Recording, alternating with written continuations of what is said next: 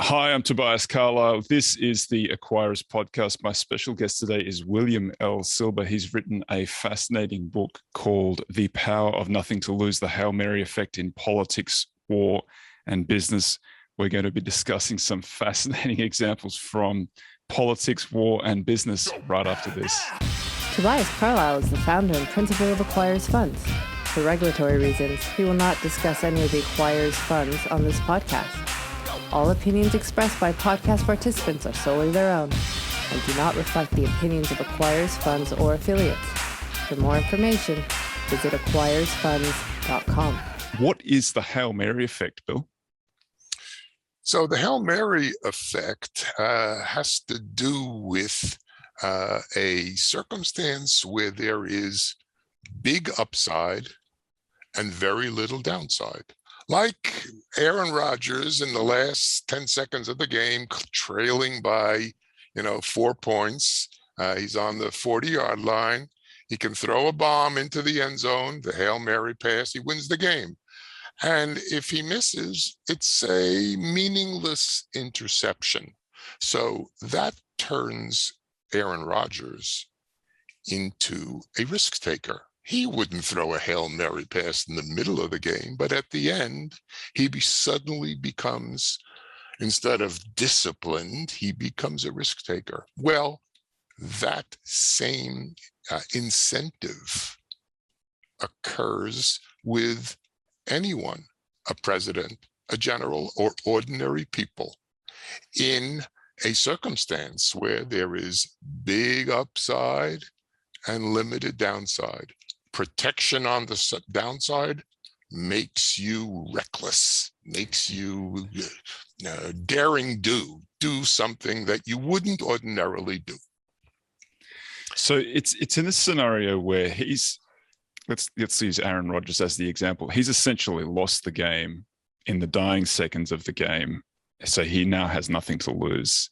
And he's got this potential for an upside if he can connect with the Hail Mary pass. So is that the sort of defining characteristic? Is it that you have essentially already lost or that you have nothing to lose? How would that otherwise manifest? Yeah, I wouldn't say that he's already lost. He would lose if he does nothing. So he might as well take a big risk. But it doesn't have to be at the end of a game. There are other circumstances where, and I can give you an example, and I will give you an example of athletes who have downside protection, not at the end of the game, but in the middle of the game. Imagine baseball, where a hitter gets up and the count is 3 balls and no strikes. So most of the time they wait and say, let me see if I can get ball 4 and I get on first base. On the other hand, the manager may say, you have the green light. What's the green light? The green light is, if you'd like to swing, you can. You have, ready, the option to swing. And really great players like Mike Trout, who was a 3-time most valuable player. He says, when I get the green light, I try to swing as hard as I can because I want to belt the ball out of the park. And the worst that can happen is I swing and miss. I have downside protection, a skewed outcome. Big upside, limited downside encourages Mike Trout to take a risk by swinging hard. You're a lecturer, professor at NYU's Stern School of Business, and you apply these principles in your class in an intriguing way. How does that happen? Well, yeah, look, this class was an investments class, and I'm teaching students how to decide, their portfolio, stocks, bonds, real estate, and the course can get pretty mathematical. So after a while, I figured they need a little bit of fun. So the last month of class, I wanted to teach them the power of downside protection. So I have a little contest. I give them a list of 10 assets. It could be the S&P 500. It could be today, Bitcoin. It could be and was crude oil, and so on and so forth. And what I say to them is, if you pick the winner, what's the winner? The one that has the biggest profit over the next month of class, you will get 1.5 points added to your final grade, which is a big deal.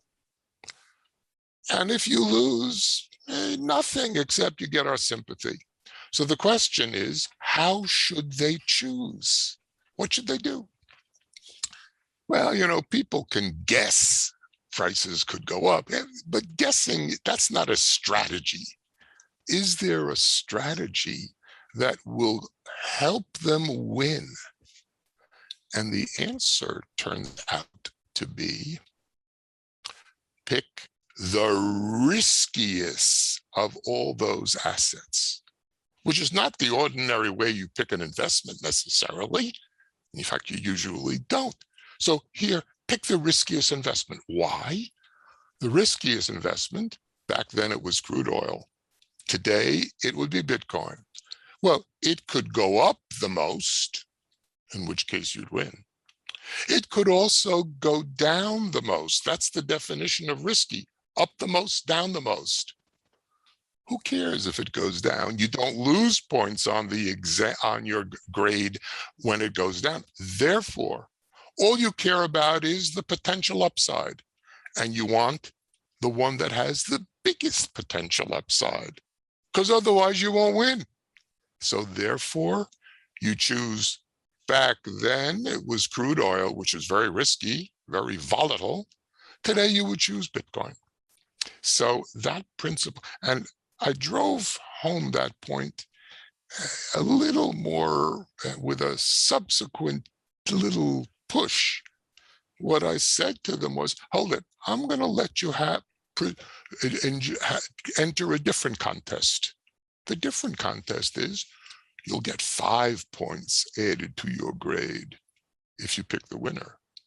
You will lose 5 points if you pick the worst. And guess what? Nobody wants to play. Nobody chooses to play that risky because they are risk averse. But when I put the downside protection, all of a sudden they become reckless.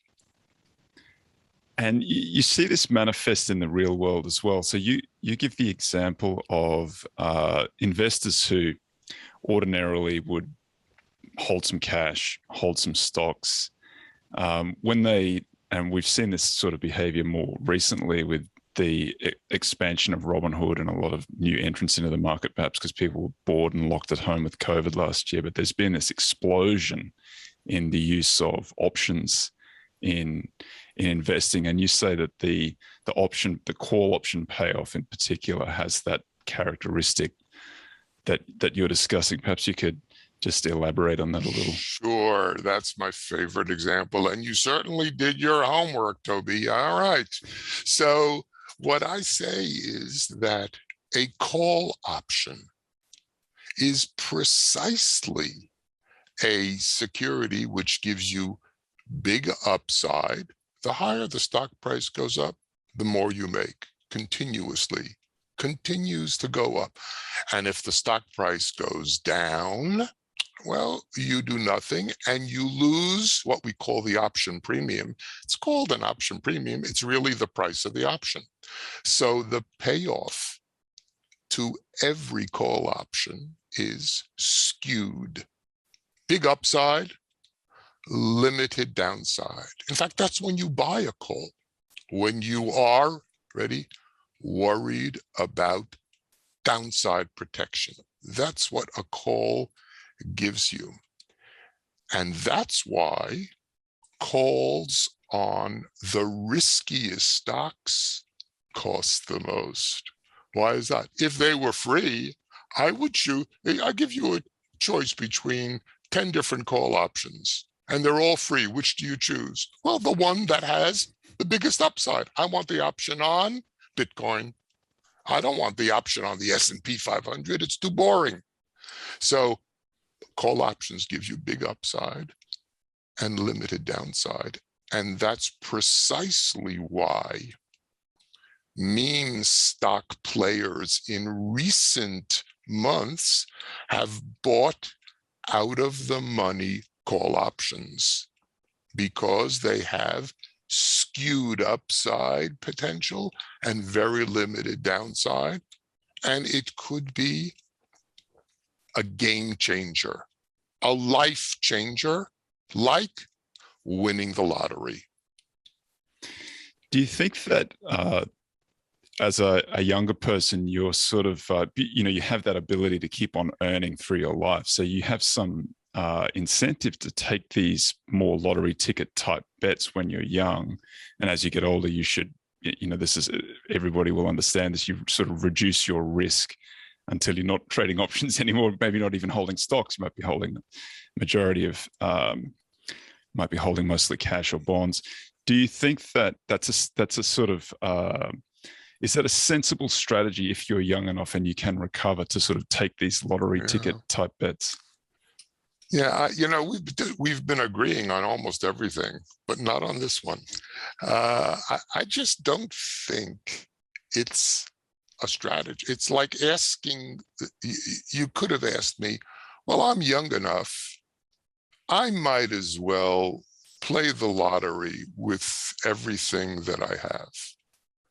And I would say that's probably not a good strategy, no matter how old you are. If you want to accumulate wealth over your life, the first thing you got to do is work hard. Get up early in the morning and work hard. And then put away your money in a diversified portfolio. And we can talk about what that is and so on if you want. You hold it, and after 30 years, it will accumulate. Well, that's no fun. It really isn't. It's no fun. So if you want, you can buy some options. And the question is, how much money should you spend? And my answer is, what's your entertainment budget for the next month? Do you put away $100 to go out to a fancy dinner? Do you put away $500? Do you put away $1,000? However much money you have in your entertainment budget, that's how much you should spend on option premiums.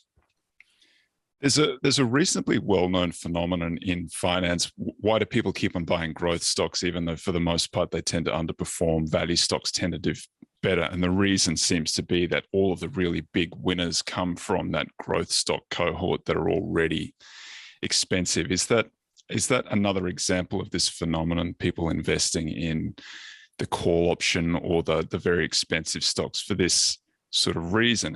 And you find that people who've been in the market for a little while, they recognize that the smarter place to be is perhaps selling option volatility. So they tend to be selling calls to these people who are buying the lottery ticket.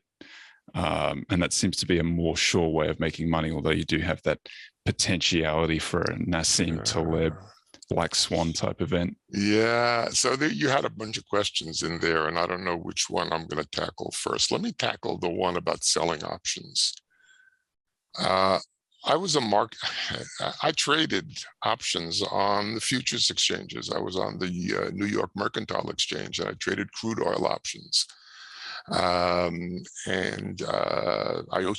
also traded futures contracts. So I was actually on the floor of the exchanges when it was fun to be on the floor and you could make money. I mean, I don't know whether you ever saw Trading Places with Eddie Murphy. I've seen the movie. It's the best movie there. It's the best movie. And that's what I did. It was a lot of fun. The last thing you wanted to do was sell naked calls, naked meaning not protected, or sell call, out of the money calls. You keep on making money 90% of the time. Why? Options expire. Most of the time, options expire worthless. But the 10% of the time that they pay off, they will carry you out bankrupt. So I used to tell my class, if there's one thing you learn, actually two things you learn. First, downside protection. The second thing is never ever sell an option.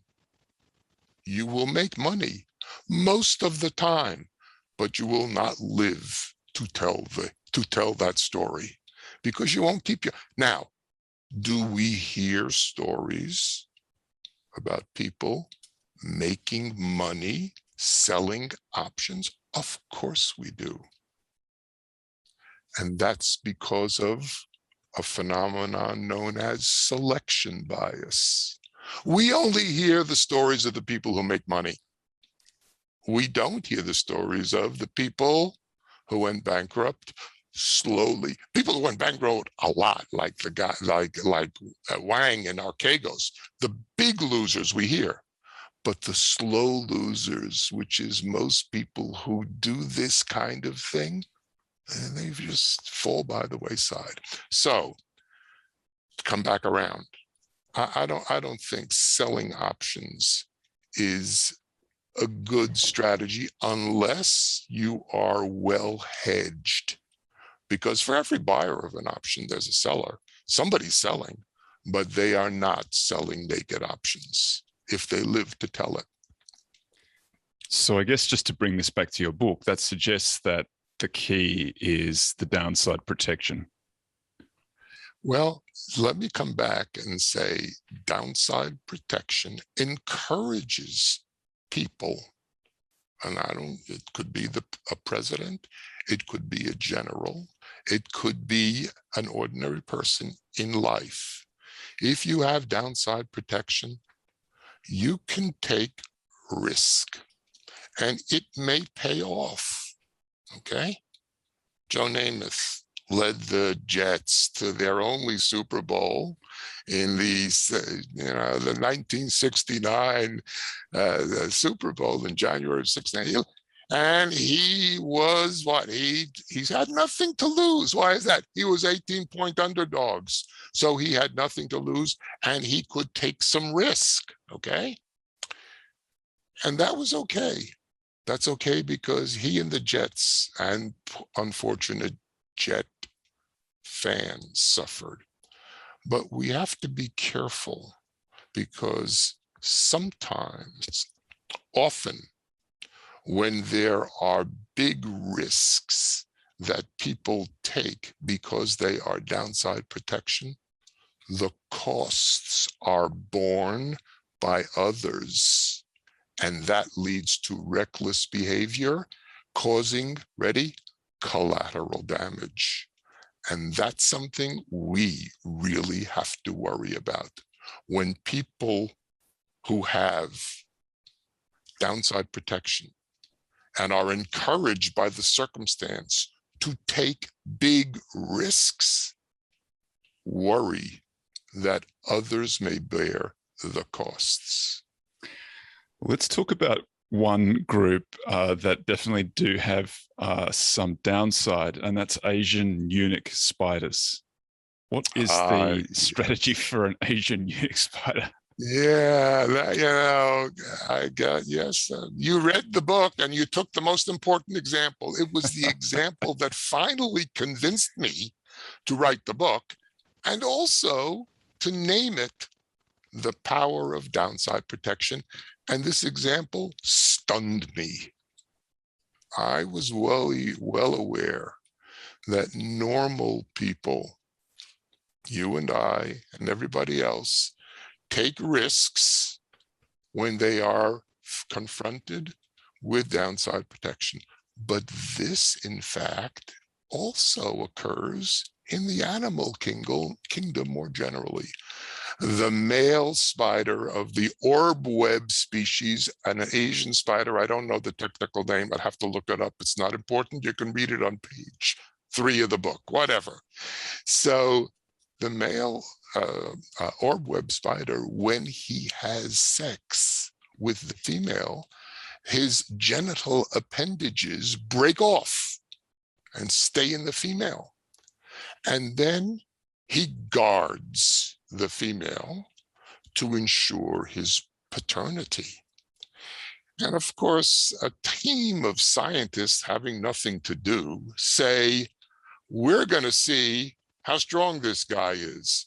So they conducted experiments with hundreds of these, what they call eunuch spiders. And they had, believe it or not, stage battles. They put the eunuch spider in there and they put a regular spider in there. And the eunuch spider never loses. He always beats up the fully endowed spider. And their explanation is he has no reproductive future. Therefore, he can be aggressive because he has nothing to lose. So that's why the book is called The Power of Downside Protection, in honor of the Asian orb web spider. There are some interesting examples you've alluded to them, but George Washington crossing the Delaware. How is that an example of this behavior? Yeah, that was another stunner. I was really surprised. And the question is, how do you, how did I find this example? And the answer is, I say, follow your nose. You read something, and there's something in there that says, oh, you go there, and you keep on going. And I followed until I discovered that George Washington crossing the Delaware was exactly the same as Aaron Rodgers throwing a Hail Mary. They certainly don't look the same, but they are. Because at that point in the winter of 1776, Washington was on the verge of collapse. He had lost. The British had been winning battles in New York, in White Plains, in Harlem Heights, and Washington's army slowly, they went back to their farms. They went back home. And he writes, he was about to attack in the Battle of Trenton.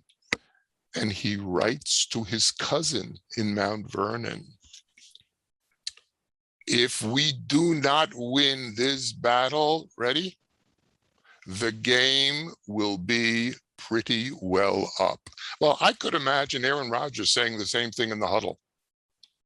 If we don't connect on this pass, the game is over. That's what Washington said. He crossed the Delaware, rolled the dice. He rolled the dice because if he didn't win the Battle of Trenton, the Revolutionary War, as far as he was concerned, would have been over. It's a classic Hail Mary that turned out to have a very favorable consequence for the American Revolution. So that is true for George Washington as a general, but you have this Woodrow Wilson example where he was elected in 1912 and again in 1916, and he ran the second time on this platform of remaining isolationist from World War I. But then when he was elected, he led America into the war. So that was a political estimation on his behalf. What was the thing that gave him that ability to do that? Well, let me just take a little step back, because the Woodrow Wilson example, there are a number of political scientists who have written anecdotally about second-term presidents, which in the United States means they were lame ducks, because the only exception is Franklin Delano Roosevelt. You don't have more than 2 terms. You are a lame duck. A lot of political scientists suggested there are stories about second-term presidents being more reckless. Well, I'm sort of an economist where we like to do controlled experiments. Usually we can't because the world only runs once. Woodrow Wilson provided almost a controlled experiment. He was elected in 1912 went in by less than a plurality. He only had a plurality, didn't have a majority. He was elected in 1912, was reelected in 1916, and during both terms, the European War, World War I, which is sometimes referred to as the Great War. Today we don't think the Great War was like World War II, but back then the Great War was World War I. And he ran on a pacifist platform because most of the country wanted to have nothing to do with the European war. And he stayed out of World War I, the Great War, the entire time, despite great provocation. There was the sinking of the Lusitania, which was a British ship with more than 100 American passengers were killed. He stayed out.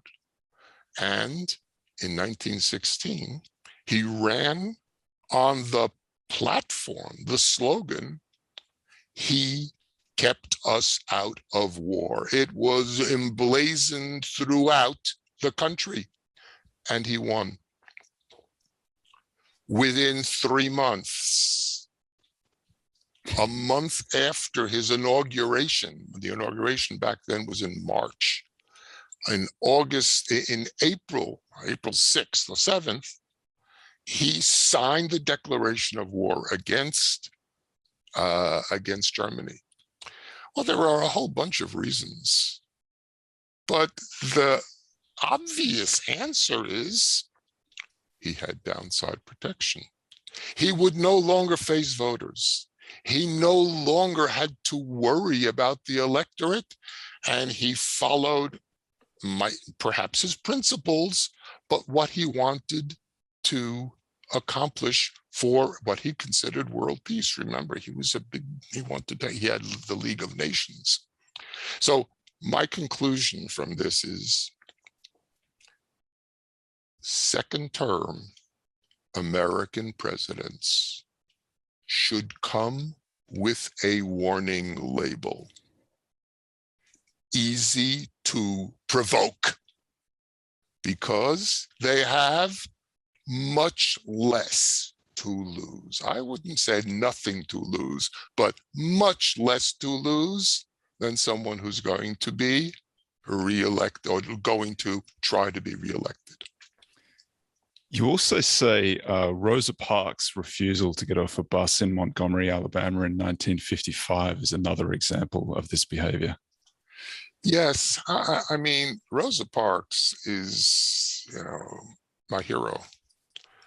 I mean, she stood up where, knowing that it would, that this was quite dangerous.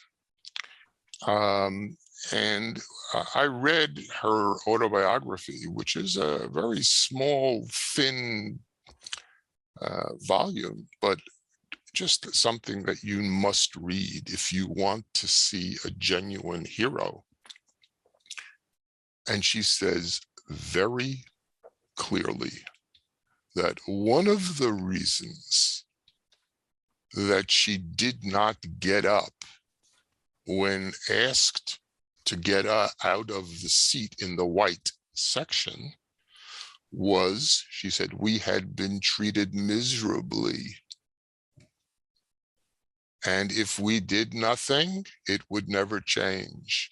And therefore, I had nothing to lose by staying seated, which in fact, it was the single most important event in triggering the civil rights movement. In fact, the Montgomery bus boycott was when Martin Luther King finally emerged on the American scene. And it was because of Rosa Parks's courage. She said, I had nothing to lose because she felt a great obligation to her people, and her grandfather taught her, don't let them take advantage of you. You must fight for what is right. And the way she fought was remaining seated. These are all examples where the gamble has paid off, but you give some examples too where the gamble doesn't pay off, and one of them is the Nazi Germany in World War II, in the dying stages of it, the Battle of the Bulge. Can you discuss that in this context? This is probably the best example, although there are others. The best example of someone thinking they had nothing to lose and causing collateral damage. So in December or the fall of 1944, after the Allied invasion of Normandy, the Americans and the British went into Normandy, and they were moving across France, and they were on the border of Germany by October of 1944, and almost all of Hitler's generals said, now's the time to, sue for peace, because we might as well we have no chance of winning. Unfortunately, Joseph Goebbels, who was Hitler's propagandist, used words that Franklin Delano Roosevelt, who was the president at the time, used his words against him. Franklin Delano Roosevelt said, "We want unconditional surrender." Goebbels said, "Unconditional surrender means the end of Germany as you know it. We have nothing to lose by continuing to fight to the last child." And that encouraged Hitler to plan a counteroffensive. And I use an analogy, which I think is true. It's like a boxer who is just about to fall down, and he has a desperate counterpunch, which is not going to do anything. Usually it's just a flailing. Well, in this case, Hitler planned the Battle of the Bulge, which was an attack to try to break through the American and the British lines. And almost everyone who had advised him said this was foolhardy. He would not listen. It turned out that the Battle of the Bulge, which we now know is very, very famous, there was a great movie made about it. And there were two great consequences. It didn't change the war's outcome. Germany lost huge amounts of men, children, because they were young people at that time.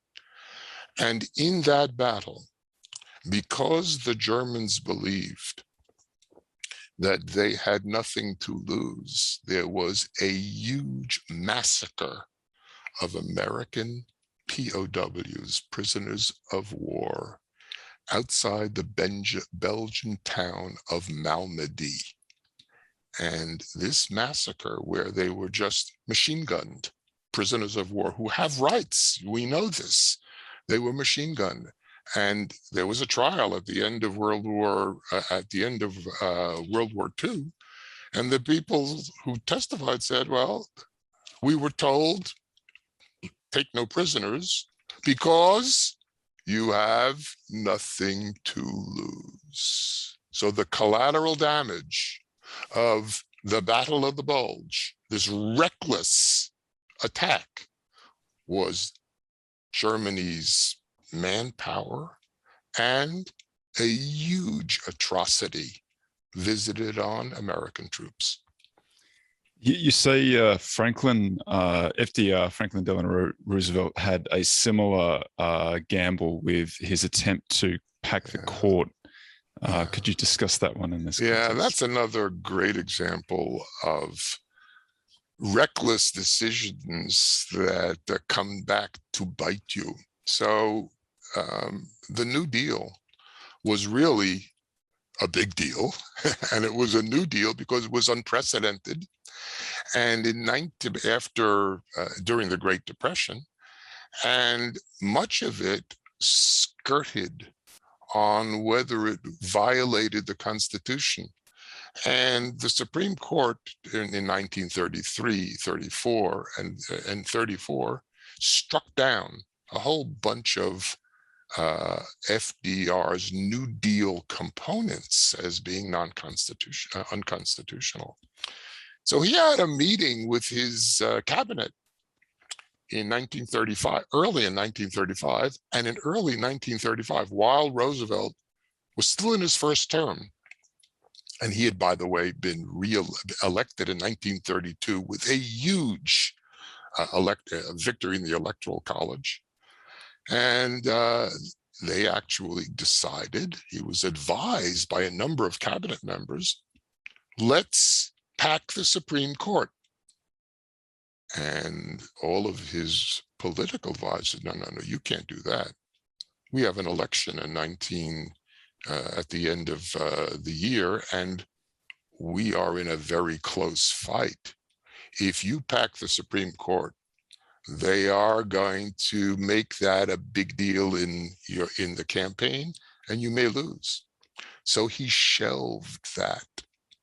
And then in 1936, there was another election, and he was reelected with the bigger electoral college majority. And a month after he's reelected, a month after he's reelected, what does he do? Proposes to pack the Supreme Court so that he can get his legislation, which is not quite perfectly, not quite clear that it's going to win, get it through. He's in. Why is that? He had a big plurality. Congress was overwhelmingly Democratic. And instead of the Democrats in Congress supporting that, they viewed it as a major attempt by the executive branch of the government to push aside the legislative branch. And Roosevelt's vice president, John Nance Garner, when the bill was introduced, gave it the thumb down sign, and Roosevelt was forced to backtrack, and packing the court was one of the big drawbacks of Roosevelt's tenure, and it is one which we've heard of, and most recently with Biden considering packing the court. My advice is, don't do it in your first term for sure. And in your second term, be careful, because they're going to throw you out. You may think you have nothing to lose then when you're second term. Be very careful. It may hurt your legacy. And speaking of another president, Donald Trump's first campaign also has these same qualities.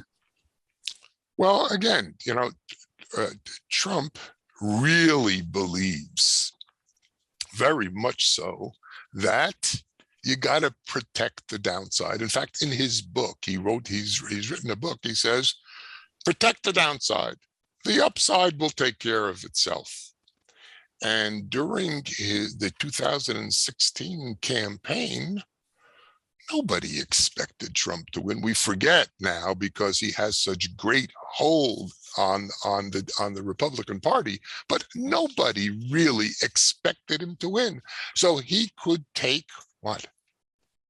Really outrageous positions. Lock up Hillary Clinton. Who would say that? Nobody would say that. You may think that. Lock her up. Make the Mexicans pay for the wall. These were what? Outrageous comments that happened to hit home. He would not have done that had he been a politician all his life and was expected to win. He would have to be much more careful. And in fact, in 2020, when he was in fact given very little chance of being reelected, one of his Republican advisors describes what happened during the 2020 campaign as the knives come out and this and that, and the president throws in incendiary Hail Marys. And the downside protection, when you have little to lose, you become reckless. Given that that's the case, do you have any recommendations for, we have prisoners who have life without parole. They're in that scenario where they have nothing left to lose. How do you, what would you advise authorities in that instance? Well, yeah, that's a great question. And I'm not an authority on this. So I consulted the authorities, and life without parole prisoners, normally the anecdotal evidence, the anecdotes tell you stories of prisoners who are life without parole prisoners who are extremely violent. The most famous one is Thomas Silverstein, who spent his entire career in prison in solitary confinement. He killed 3 prisoners. He killed a guard by slashing him 45 times. And there are all sorts of stories about life without parole prisoners misbehaving. But there are a number of very objective studies of the behavioral characteristics of prisoners, comparing life without parole prisoners with shorter term prisoners, about how many infractions they have, as well as the seriousness of the infractions. And it turns out the life without parole prisoners are less, or certainly no more violent than their shorter term counterparts. And the question, of course, is why is that? Why are life without parole prisoners so much less violent? Don't they have nothing to lose? The answer is, when you think about it, they are responding to incentives because they really have the most to lose by misbehaving. They will be incarcerated for the rest of their life, and any infraction will be punished. They want privileges. They want air-conditioned cells. They want to be able to visit with their families whenever they like. They want to become trustees. And in one prison in Louisiana, the warden says, if you behave, you can, in fact, join in a town fair and show off your rodeo skills. And believe it or not, prisoners want to do that and keep themselves in line in order to not lose the privileges. If you give someone enough to lose that dominates the nothing to lose, they will in fact behave more honorably than most people think. A surprising outcome that I never would have said before I read the material to write this book. I'll leave this as the last question because it's Yvonne Goolagong. I'm Australian. This is she's a national hero. She's now Yvonne Goolagong Cawley, but she faced off against Billie Jean King, who was extremely dominant at the time. Do you want to tell that story? Sure. I mean, so at the end of this book, is there anything that you as an individual, I as an individual, can take away? Most of the stories involve collateral damage and you got to be careful, blah, blah, blah. Well, what about the individual? And there are times when individuals can, in fact, use the idea of nothing to lose to become successes. And there's a famous song written by Chris Christopherson called Me and Billy McGee. I think that's the name, Me and Billy McGee. And one of the lines is, freedom is just another word for nothing left to lose. Now that's a great line. And it gives you what? Nothing left to lose, gives you the freedom to take a chance. Yvonne Goolagong is a perfect example of that. She was born to a poor Aborigine family and began to hit tennis balls against the garage in her house. Someone took her under his wing and turned her into one of, well, Australia's pride when she beat Margaret Court Smith, her hero. And Margaret Court Smith said when she beat her, well, you know, she performs better because she had nothing to lose. Well, that's really damning with faint praise, if I ever heard it. And Goolagong then went on to beat Billie Jean King in the semifinals at Wimbledon in 1971, when Yvonne Goolagong wasn't even 20 years old. And when she came off, she said, they asked her, how did that happen? And she says, well, things went for me out there. Everything came off as I had nothing to lose. And after that, she beat Margaret Court Smith again in the Wimbledon finals. Now, it doesn't always happen that way. And I'm going to end to show that I'm not playing favorites with Australians, because I know who I'm dealing with here. Venus Williams was a 5-time Wimbledon winner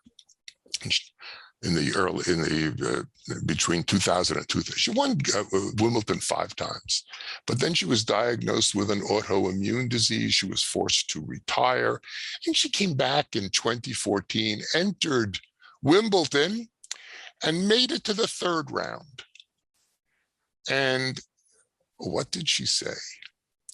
And they asked her, how did you win? She says, trying to conserve is not the right mentality.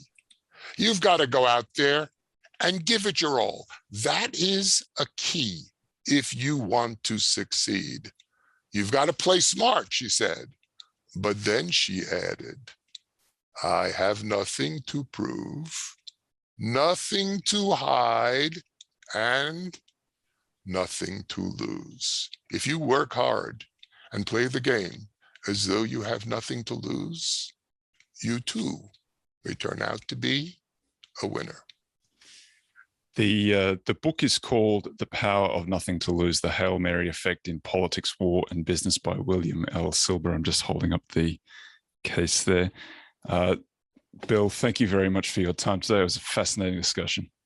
I appreciate your very careful preparation. Thank you. Thank you, sir.